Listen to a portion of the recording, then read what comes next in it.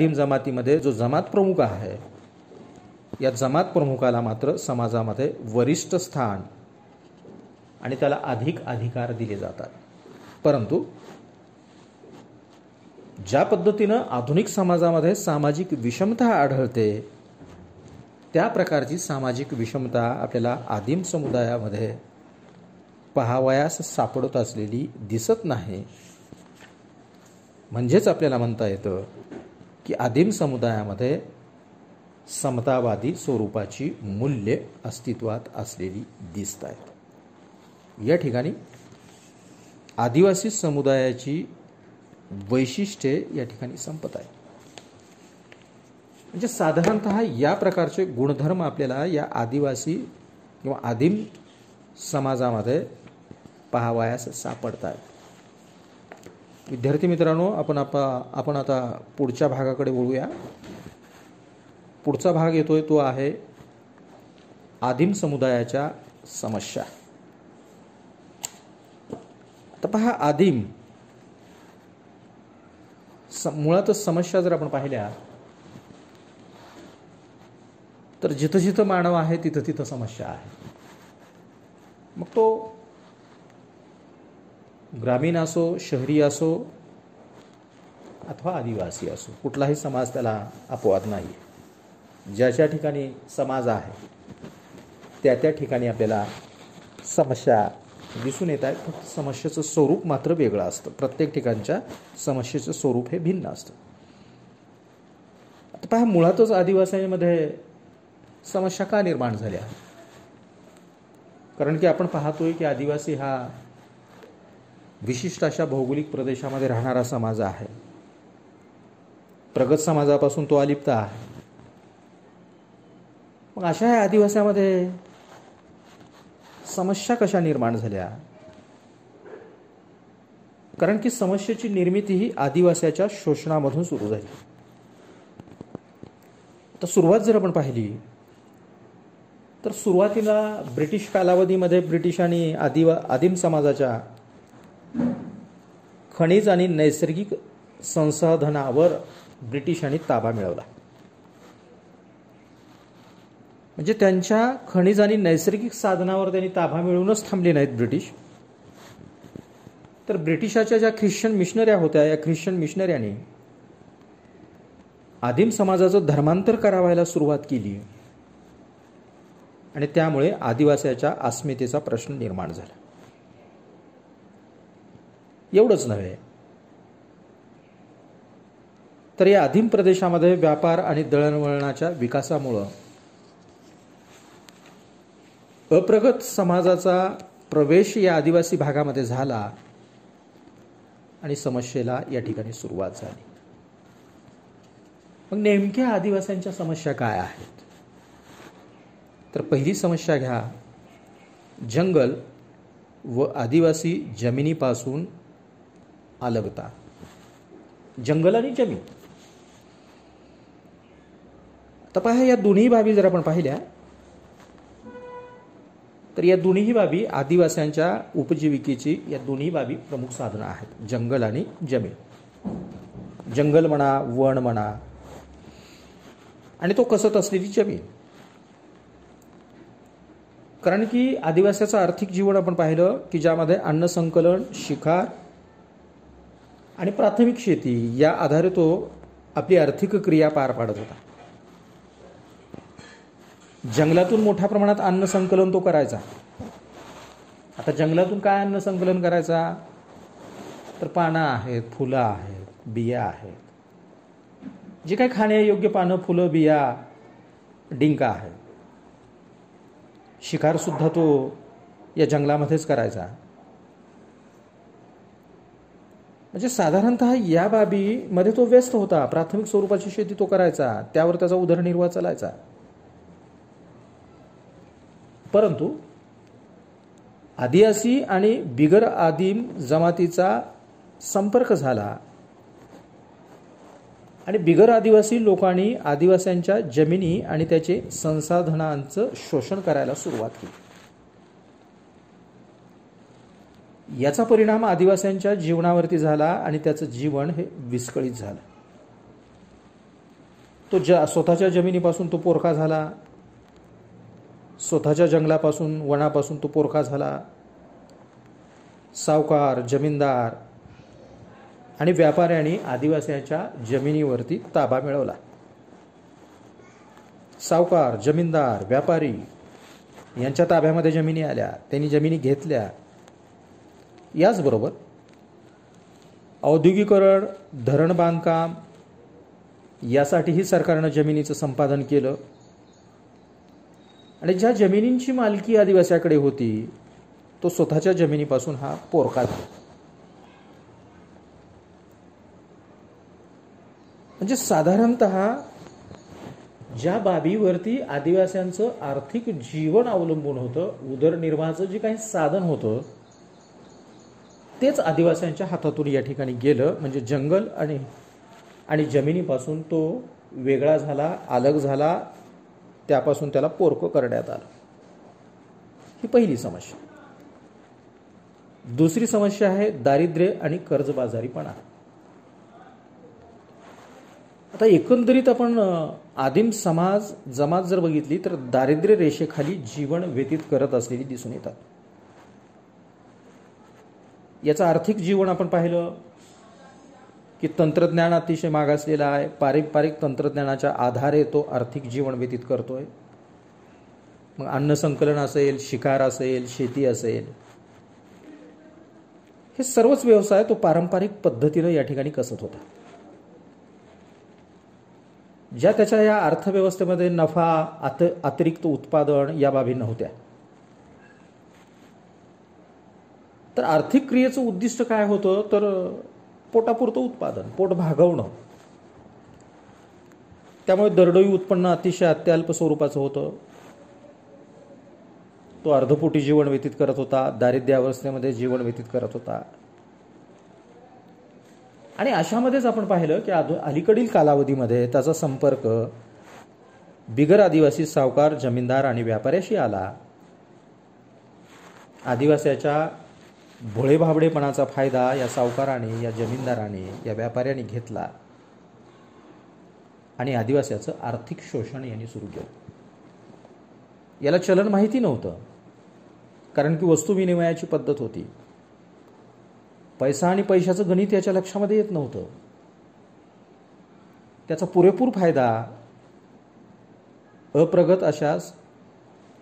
साधारणतः अप्रगत असलेल्या आदिवासीचा गैरफायदा घेण्यात आला. सावकार, जमीनदार आणि व्यापाऱ्यांनी आदिवासीचं आर्थिक शोषण सुरू केलं. आदिवासींनी यांच्याकडे आपल्या जमिनी गहाण ठेवल्या, नंतर त्यांना विकाव्या लागल्या. म्हणजे अव्वाची सव्वा दरामध्ये, व्याज दरामध्ये याला अल्प पैसा देण्यात आला आणि त्यामुळे आदिवासी दरिद्री झाला, कर्जबाजारी या ठिकाणी झाला. तिसरी समस्या आहे आरोग्य आणि पोषण. आता पहा, आदिवासी हा विशिष्ट अशा भूप्रदेशामध्ये राहतोय जो की दुर्गम भाग आहे. दऱ्याखोऱ्यामध्ये तो राहतोय, पाण्याने वेढलेल्या भूभागामध्ये तो राहतोय. याला शुद्ध स्वरूपाचं पाणी मिळत नाहीये, खायला पोटभर मिळत नाही, जीवनसत्व आणि सकस आहार याला मिळत नाही, समतोल आहार याला मिळत नाही. आणि त्यामुळे बहुतांश आदिम जमाती जर आपण पाहिल्या तर मोठ्या प्रमाणात पाण्यापासून होणाऱ्या संसर्गजन्य रोगांनी हे बाधित आहेत. आणि त्याच्यासाठी हे रोग, हे आजार कायमच जीवघेणे ठरत आहे. मुळातच आदिवासीमध्ये जन्माला येत असलेली मुलं जर आपण पाहिली तर ती मुलं कुपोषित स्वरूपाची जन्माला येत आहेत. कुपोषणामुळं या मुलामध्ये अनेक कमतरता असतात आणि त्यामुळं आदिम जमातीमध्ये बालमृत्यूचं प्रमाण अधिक आहे. उदाहरण आपण मेळघाटामधलं पाहतोय, महाराष्ट्रामध्ये बालमृत्यूचं प्रमाण या ठिकाणी अधिक आहे. वैद्यकीय सेवा आणि सुविधांचा अभाव आहे. आदिवासींपर्यंत या आरोग्यविषयक सेवा आणि सुविधा या ठिकाणी पोहोचल्या नाहीत. याच्याकडे असलेलं दारिद्र्य, याचं असलेलं अज्ञान आणि त्यामुळेही मोठ्या प्रमाणात आरोग्यविषयक समस्या आहेत. डॉक्टरकडे जाण्याच्या ऐवजी हा मांत्रिकाचा आधार घेतो. खायला पोटभर मिळत नाहीये, सकस समतोल आहार मिळत नाहीये, आणि त्यामुळे आदिवासी हा कुपोषित स्वरूपाचं जीवन व्यतीत करतोय. आणि त्यामधून गंभीर अशा आरोग्यविषयक समस्या या आदिवासींच्या निर्माण होत असलेल्या दिसत आहेत. चौथी समस्या आहे निरक्षरता. आता पहा, आदिवासी समाज याच्या विकासामधला प्रमुख अडथळा काय आहे, तर निरक्षरता आहे. आपण वैशिष्ट्यामध्ये पाहिलं की आदिवासी हा बोली भाषेचा वापर करतो, म्हणजे याला भाषा येत नाहीये, याच्या भाषेला लिपी नाहीये. तर पहा, आदिवासी ज्या शाळेमध्ये जातोय किंवा ज्या शाळा आदिवासापर्यंत आलेल्या आहेत त्या भाषेमध्ये आहेत, जी की याची भाषा नाही. आणि त्यामुळे आदिवासी मुलांना या अभ्यासक्रमामध्ये रुची निर्माण होत नाही, आवड निर्माण होत नाही, कारण की परक्या भाषेतून यांना शिक्षण घ्यावं लागतं. अशामध्येच मोठं दारिद्र्य आहे. आणि त्यामुळे आदिवासी मुलं, शाळकरी मुलं शाळेमध्ये येण्याच्या ऐवजी शेतकाम अथवा रोजीरोटीसाठी जे काही काम मिळेल ते काम करण्यामध्ये गुंतलेली दिसत आहेत. पालकांना अर्थार्जन करण्यासाठी ही मुलं मदत करत असलेली दिसत आहेत. आणि त्यामुळे आदिम पालक हा मुलांना शाळेमध्ये पाठवण्यासाठी नाखुश असलेला दिसतो. शाळाही आदिवासींच्या वस्तीपासून दूर असतात. जो अभ्यासक्रम शाळेमध्ये शिकवला जातो परकीय भाषेतून त्यांना शिकवला जातोय, कारण की यांची स्वतंत्र बोली भाषा आहे, परंतु भाषेमधून यांना शिकवलं जातं. आणि त्यामुळे आदिवासी मुलांचं मन शिक्षणामध्ये रमत नाही, त्याला शिक्षणामध्ये रुची आवड निर्माण होत नाही. आणि त्यामुळे आदिवासी मुलं ही शिक्षणापासून वंचित राहत असलेली दिसत आहेत, शिक्षणापासून ती वंचित राहत आहेत. आणि त्यामुळं निरक्षरतेमध्ये वाढ होत असलेली दिसते. पाचवी समस्या आहे वेठबिगारी. तर पहा, आधुनिक कालावधीमध्ये वेठबिगारी प्रथेवरती आपण बंधनं आणलेली आहेत, परंतु आजही आपल्याला असं दिसून येतं की आदिम प्रदेशामध्ये आजही वेठबिगार आढळतात. वेठबिगार ही गंभीर समस्या मानली जाते. तर पहा, आदिवासी आपण पाहिलं की दारिद्र्य अवस्थेत जीवन व्यतीत करतोय, अर्धपोटी जीवन व्यतीत करतोय. उत्पन्न त्याचं अतिशय तोटपुंजा स्वरूपाचं आहे. स्वतःच्या जमिनीपासून तो मुकलेला आहे, पोरका झालेला आहे, अलग आहे. जंगलविषयक कायद्यामुळे त्याला अन्न संकलन करता येत नाही. आणि त्यामुळे हा आदिवासी कर्जबाजारी झालेला आहे. आणि या कर्जबाजारीपणामधूनच त्याच्यामध्ये वेठबिगारी मजूर म्हणून त्याला राबावं लागतं. आणि त्यामुळे तो दारिद्र्यामध्ये खिचपत पडलेला आहे, अर्धपोटी जीवन तो व्यतीत करतोय. पण सध्याच्या या आधुनिक कालावधीमध्ये सरकारी आणि स्वयंसेवी संस्था प्रयत्न करत असल्यामुळं ही जी वेठबिगारी पद्धत आहे आदिवासीमध्ये ती काही प्रमाणामध्ये कमी झालेली दिसते, परंतु नष्ट झालेली दिसत नाही. सहावी आणि शेवटची समस्या आहे स्थलांतरित शेती. तर वैशिष्ट्यामध्येही आपण पाहिलं की हा पारंपरिक शेती कसतोय. तर आदिम समाजाची शेती कसण्याची पद्धत जर आपण पाहिली तर त्याची शेती जी आहे ती स्थलांतरित स्वरूपाची शेती तो करतोय, म्हणजे एकाच ठिकाणी तो शेती करत नाही. तर स्थलांतरित शेती करतोय म्हणजे काय करतोय, तर जंगलतोड करून तो शेती कसतोय. परंतु मोठ्या प्रमाणात या शेतीमुळे, या स्थलांतरित शेतीमुळे जंगलतोड होते आणि त्यामुळे मातीची धूप होते. म्हणजे जंगलतोड आणि मातीची धूप ही समस्या त्याच्या शेतीमधून या ठिकाणी निर्माण होते. अशी ही जी आदिवासी स्थलांतरित शेती करतोय त्याला आणखीनही काही नावे असलेली आपल्याला दिसत आहेत, जी की तुम्हाला 1 मार्कासाठी वस्तुनिष्ठ प्रश्नामध्ये विचारली जाऊ शकतात.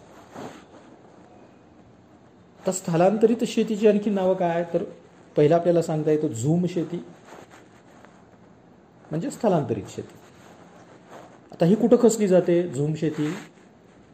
ईशान्य भारतातील आदिवासी जी शेती करतायत त्याला झूम पद्धतीची शेती असं म्हटलं जातं.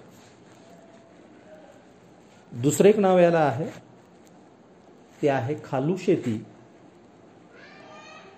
ही शेती बिहारच्या मालेर आदिवासींची पद्धत आहे. बिहारमधील मालेर आदिवासी. तिसरं नाव आहे याला पोडू शेती, जी की मध्य भारतातील खोंड आदिवासी या प्रकारची शेती कसत असलेली आपल्याला दिसत आहे.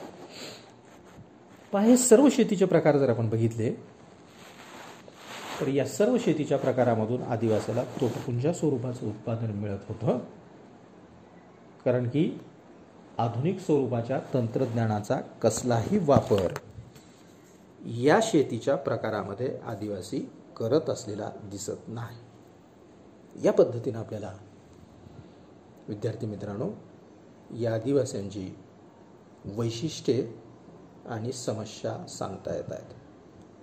पुढील भाग आपण पुढच्या पिरियडमध्ये पाहूया. धन्यवाद.